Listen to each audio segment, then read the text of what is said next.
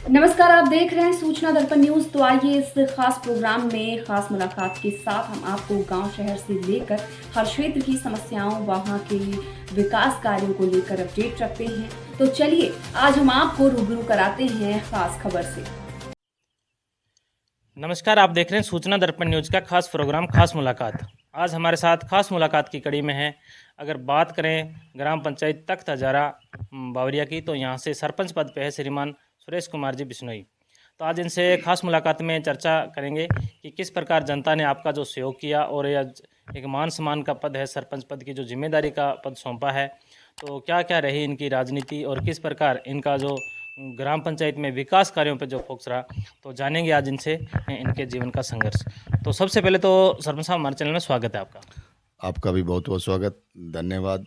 जो आपने टाइम निकाला उसके लिए भी धन्यवाद। आप हमारी ग्राम पंचायत में आए और हमसे ये कुछ जानना चाहा। सरपंच साहब, अगर बात करते हैं कहीं ना कहीं राजनीति में जिस प्रकार जो आपने दावेदारी जताई और जनता ने भी आपका बिल्कुल भरपूर सहयोग किया, तो सबसे पहले तो अपने दर्शकों को राजनीतिक परिचय बताएं। राजनीति वैसे परिचय बताने की तो जरूरत नहीं है, सब जानते हैं मुझे। सुरेश कुमार है मेरा नाम और सुरेश बिश्नोई के नाम से सब लोग मुझे जानते हैं। कैसे हुई राजनीति की शुरुआत? नहीं, ये कोई मेरा मकसद नहीं था भाई मैं राजनीति में आऊँ। मैं तो एक किसान पुत्र था और हमारे पिताजी जो है किसानी करते थे, खेती करते थे। और वैसे ही मतलब धीरे धीरे जैसे जैसे गांव से सहयोग मिलता गया तो मन में आया भाई अपने सरपंची का चुनाव लड़े। और जनता ने भी भरपूर सहयोग किया और आज सरपंच पद पे लाए हैं।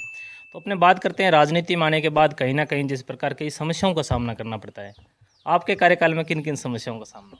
समस्या तो जैसे अपने राजनीति में आते हैं ना, तो बहुत समस्या आती है, काम कराने में समस्या आती है, बहुत कुछ होता है। लेकिन जनता का मैं इस बात से हमेशा के लिए ऋणी रहूँगा कि जो लोगों ने मुझे प्यार और सहयोग दिया, उसके लिए उस दिन को मैं आज भी नहीं भुला सकता। इतना मुझे प्यार मिला, जबकि मेरी पंचायत पूरी ऐसी थी, लेकिन वो एकजुट थी और मेरे साथ थी। कोई कहीं जातिवाद का नाम नहीं था। ऐसी की पंचायत है यार, आज मैं सरपंच हूँ। बिल्कुल। तो अब बात करते हैं जैसे पंचायती राज के अंदर सबसे बड़ा पद, जैसे जो भी कोई मूलभूत आवश्यकताएं या जो भी जिस प्रकार ग्रामवासियों की जो डिमांड है वो भी सरपंच तक सीमित रहती है। तो जिस प्रकार जो विकास की दर है उसमें किस प्रकार से होगा आपका? विकास जो है हमारे टाइम में अच्छा हुआ। जैसे हमारे विधायक जी थे, पूर्व विधायक जगदीश चंद्र जी जांगिड़, तो उनसे हम जुड़े हुए थे। तो जैसे भी हमने कोई उनको काम दिया, उनसे मांगा, तो तुरंत वो काम हमारा हुआ। जैसे वाटर वर्क्स का काम था तो हमारे गांव में, मेरे गांव में 3 गांव है, तो लेकिन वाटर वर्क्स 2 ही थे। तीसरे गांव में सप्लाई होती थी सादुल शहर से। तो मैंने उनसे लेटर पैड पे लिख कर मांग की, डिमांड की, तो उन्होंने वाटर वर्क्स स्वीकृत कर दिया और आज वो 1.25 करोड़ से वाटर वर्क्स बन के तैयार है, जनता को पानी पिला रहा है। इनके सबसे मूलभूत आवश्यकता रहती है पेयजल की। तो उसका सबसे पहले जो बड़ा मुद्दा था वो आपने बिल्कुल मतलब ग्रामवासियों को एक वाटर वर्क्स की सौगात दे के पूरा किया। मेरे गांव में अभी तक सर बावरियान में भी वाटर वर्क्स था, तो लेकिन वो क्या था, बहुत पुराना वाटर वर्क्स था, मतलब बिल्कुल डिगी टूटी हुई, कोई उसमें मोटर नहीं है, कोई फिल्टर नहीं है, कुछ नहीं था। फिर मैंने डिमांड की मेरे वाटर वर्क्स की, मेरे चक 8 SDS की, तो उसमें भी विधायक जी ने 1 करोड़ रुपया स्वीकृत करा करके नई मोटरें, नया पंप हाउस, नई पाइप लाना डलवाई। फिर उसकी 4 दीवारी करी, नहर से पानी आने की जो पाइप थी उसको बड़ा करवाया, तो 1 करोड़ रुपया लगा के वो भी पेयजल सुचारू रूप से चलवाया। और आज ग्रामवासी पूरे संतुष्ट है। बिल्कुल पूरे संतुष्ट है। उसके बाद मैंने एक सड़क, मेरी ग्राम पंचायत में 3 गांव है, तख्त हजारा बावरियान, चक सोनेवाड़ा और तख्त हजारा सिखान। तीनों गांव एक दूसरे से नहीं जुड़ रहे थे, जबकि सोनेवाड़े से तख्त हजारा बावरियान के लिए रोड बनी हुई थी, लेकिन तख्त हजारा सिखान से चक सोनेवाड़ा, तख्त हजारा सिखान से ग्राम पंचायत मुख्यालय को सड़क नहीं थी बावरियान को। और जब मैंने विधायक जी से ये अनुशंसा की, मांग की, उनको पूछा भाई ये सड़क अपने को चाहिए, मैंने दी, लेटर पैड में मांग दी, तो विधायक जी ने कहा आपकी सड़क बना के दूंगा। पहले भी मैंने काफ़ी प्रयास किए, तो उनके प्रयासों से आज वो 1 करोड़ 4 लाख से रुपये से सड़क बन के डामर रोड तैयार है। अब मेरी ग्राम पंचायत है वो पूरी पूरी एक दूसरे गांव से जुड़ रही है। सर साहब, कहीं ना कहीं शिक्षा की एक जीवन में अहम भूमिका रहती है। आपके कार्यकाल में शिक्षा में किस प्रकार बदलाव हुआ? शिक्षा में हमारे, मैं कहूँ तो मेरी ग्राम पंचायत में एक स्कूल था सीनियर सेकेंडरी, उसके बाद विधायक जी ने दूसरा स्कूल सीनियर सेकेंडरी करवा दिया। उसके बाद रहा तीसरा स्कूल चक सोनेवाड़ा का, तो उसका तो विधायक जी ने जियो ऑर्डर करवाया और तुरंत उसको सेकेंडरी स्कूल बनाया। अब मेरी पंचायत में 3 सीनियर सेकेंडरी स्कूल चल रहे हैं। अब वर्तमान में अगर अपने देखा गया कि इस क्षेत्र में अगर जो युवा है वो कहीं ना कहीं अपने पथ से भ्रष्ट होते जा रहे हैं और नशे की तरफ आकर्षित होते जा रहे हैं, युवाओं के लिए क्या संदेश है? युवाओं के लिए तो यही संदेश है, बिल्कुल आपकी ये सही बात है। और मेरा तो ये मानना है भी जिस जिस गांव में मेडिकल स्टोर चल रहे हैं वो एक बड़ी परेशानी है। जहाँ मेडिकल स्टोर नहीं है वहाँ लोग जो है मेडिकल नशे से बचे हुए हैं। मेरी ग्राम पंचायत में कहीं भी मेडिकल स्टोर नहीं है, आज तक वो नशे से बचे हुए हैं। चकसोने वाला में एक मेडिकल स्टोर खुला है, लेकिन उसके मतलब मुहूर्त पे मैं गया था तो मेरा पहला ये शब्द था कि मेडिकल स्टोर तो आपने गांव में खोल लिया, हमें भी बुला लिया, हम आपके मुहूर्त में आ गए, लेकिन ये बर्दाश्त नहीं होगा कहीं आप नशा बेचो। इस बात के लिए मैं आपसे खिलाफ रहूँगा। आज तक उस मेडिकल को मैं चेक करता हूँ, कभी भी नशा नहीं हुआ। तो मेरी पूरी ग्राम पंचायत इस मेडिकल नशे से बची हुई है। बिल्कुल, ये भी अन्य ग्राम पंचायतों के लिए भी एक ये सीख है कि जहाँ पे ऐसे कोई मान लो जो सामग्री कहीं मिलती है तो उनको मान लो एक जो प्रतिनिधि के रूप में मुखिया होते हैं तो उनको वहाँ की देख रेख करनी चाहिए और उन पे दबाव प्रेशर रखना चाहिए। बिल्कुल दबाव प्रेशर। अरे एक सरपंच होने के नाते अपना दायित्व भी ये बनता है भाई अपने हर एक गांव को संभालते रहें। कहीं भी अगर मेरे गांव में थी एक दो बच्चा नशेड़ी था, उसको हमने छुड़वा दिया। और गांव में जो भी कोई किराना स्टोर करता है उसको मैंने पाबंद किया भाई आप कहीं नशा नहीं बेचोगे। और एक आध बार मेरे पास में कोई शिकायत भी आई, कहीं खाली पत्ते किसी को मिले थे, गांव में मिल गया था भाई ये पत्ता अपने गांव में मिला है, तो लेकिन मैंने उसकी जांच की भाई ये कहाँ से आया, किसने लिया, तो आज के बाद दोबारा शिकायत वो नहीं आई। सर साहब, अब की बार ग्रीष्म ऋतु में काफ़ी जैसे तापमान था बड़ा था, तो किस प्रकार पौधारोपण पे और पर्यावरण सुरक्षा के लिए क्या कदम उठाएंगे? ये एक बहुत ही अच्छा मुद्दा आपने बोला है। पर्यावरण जो है ना बहुत ज़्यादा अपने नुकसान हो रहा है। और मैं तो ये मानता हूँ भाई जब से कृषि के अंदर ये कंप्यूटर कराया आया है ना, जिसको अपने जमीन लेवलर बोलते हैं कंप्यूटर, उसके बाद होता क्या है कि जब अपने कंप्यूटर लगाते हैं तो कंप्यूटर की रेंज ये दरख्त ने तोड़ दी, इस पौधे ने तोड़ दी, तो लोगों ने क्या किया, पेड़ भी उखाड़े। लेकिन इतने पेड़ लोगों ने नहीं उखाड़े जितने सरकार ने उखाड़ दिए विकास के लिए। जैसे सड़क किनारे कोई सड़क चौड़ी हो गई तो बहुत ज़्यादा पेड़ों को नुकसान कर दिया, जैसे कोई नहर पक्की हो रही है तो बहुत ज़्यादा पेड़ों का नुकसान हो गया, बहुत ज़्यादा हुआ। तो अब इस बार क्या हुआ, लोगों को महसूस हुआ भाई टेम्परेचर इतना बढ़ रहा है तो कहीं ना कहीं अपने को वृक्षारोपण करना चाहिए।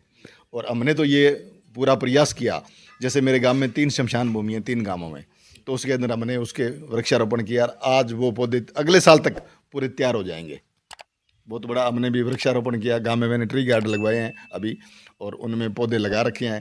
तो चाहते हैं वृक्षारोपण हो और प्रकृति जो है शुद्ध बनी रहे। सर साहब, अपना जो ग्रामीण क्षेत्र है यहाँ पे अधिकतर किसान निवास करते हैं, किसानों के लिए क्या सौगातें रही आपके कार्यकाल में? किसानों के लिए तो एक तो हमारा जो भाखड़ा सिस्टम है उसमें क्या था, खाड़े पक्के नहीं थे और जो बने हुए खाड़े थे वो भी 25-25, 30-30 साल हो गए थे। तो हमारे विधायक ने प्रयास किया और उसके लिए मेरी ग्राम पंचायत में मैं मानूँ तो 6 चक है। 6 चक में से 3 चक मेरे आज कंप्लीट हो गए खड़ा, जबकि 6 एसडीएस का खाड़ा माने तो 1 करोड़ 50 लाख रुपए की राशि से वो खाड़ा तैयार हुआ है और 1 करोड़ की राशि से लगभग 8 एसडीएस का खाड़ा तैयार हुआ है, वो भी 1 करोड़ कुछ लाख रुपए 5 एसडीएस की थे। तो मेरा तो ये मानना है भी जैसे जैसे चलो सुविधा बढ़ी तो डिमांड थी किसानों की भी खाड़े जो पक्के हैं, और जो पक्के हैं वो पुरानी हालत के थे, टूट रहे थे। तो हमारे विधायक जी ने उसको प्रयास किया और आज मेरी पंचायत में 6 चक में से 3 चक बन के तैयार हो गए और चौथा चक का काम चालू होने वाला है। उनके टाइम में स्वीकृति हो गई है उसकी और मतलब बिल्कुल तैयार है। सर साहब, कहीं ना कहीं राज्य सरकार और केंद्र सरकार की जो जन कल्याणकारी योजनाएं हैं उनका भी धरातल तक पहुंचाने का कार्य कहीं ना कहीं आपकी एक जिम्मेदारी है। लोगों तक कैसे पहुंची राज्य सरकार केंद्र सरकार की जन कल्याणकारी योजनाएं? ये तो अपने को टाइम पे है ना ऊपर लेवल पे पहुंचानी पड़ती है। डिमांड जनता की जो मांग होती है भाई ये नहीं हो रहा है वो नहीं हो रहा है, तो इससे मांग तो अपने को करनी पड़ती है, कम करनी पड़ती है और ऊपर लेवल तक ये बातें पहुंचानी पड़ती है, तो फिर उसके जाके वो आम जनता तक जो है सुविधा मिल पाती है। अपने यहाँ की जनता को पीएम आवास है, शौचालय वगैरह कैसे लाभ मिला इनका? जो को ये शौचालय जो मिल रहे हैं वो भी अपने प्रयास किए, तो अपनी ग्राम पंचायत में काफ़ी सबने शौचालय हमने बनवाए। और जो पीएम आवास है वो बीच में तो बंद हो गए थे, काफ़ी टाइम 3 साल कोई आवास नहीं आया, पहले भी आए थे अब भी आवास दोबारा आए हैं, बीच में आवास नहीं आए।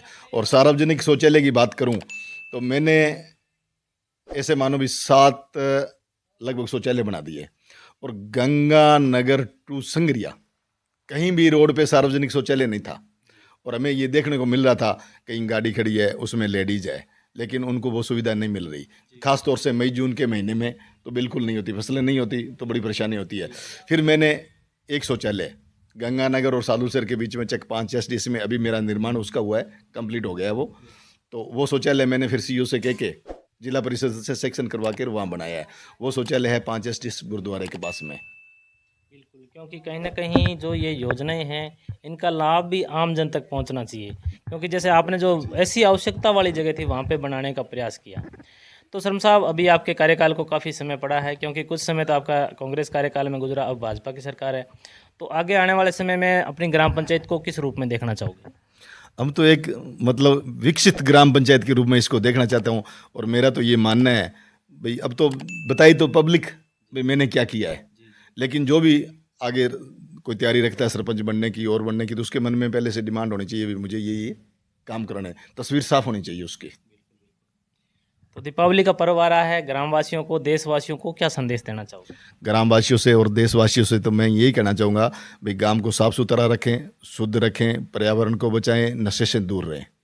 बिल्कुल, तो ये थे ग्राम पंचायत तख्त हजारा बावरिया के यहाँ के सरपंच वर्तमान सुरेश कुमार जी बिश्नोई, जिनकी एक बहुत बड़ी सोच है कि ग्रामवासियों को अपने जो गांव को और अपने देश को स्वच्छ रखने का सबसे महत्वपूर्ण कार्य, और उसके साथ साथ बच्चों को नशे से दूर रहने के भी संदेश दिए हैं। तो शर्मा साहब, हमारे चैनल में 10 मिनट टाइम देने के लिए बहुत बहुत धन्यवाद। बहुत बहुत धन्यवाद आपका भी और आपकी टीम का पूरा धन्यवाद, जो आप आए और हमारी बात को सुना और ऊपर लेवल तक भी आप पहुंचाने का काम करेंगे। तो अब तक के लिए इतना ही। हम आपको गांव शहर से लेकर हर क्षेत्र की समस्याओं और वहां के विकास कार्यों को लेकर रखेंगे अपडेट। तो देखते रहिए सूचना दर्पण न्यूज और हमारी वीडियोस को लाइक, शेयर व चैनल को सब्सक्राइब जरूर करें।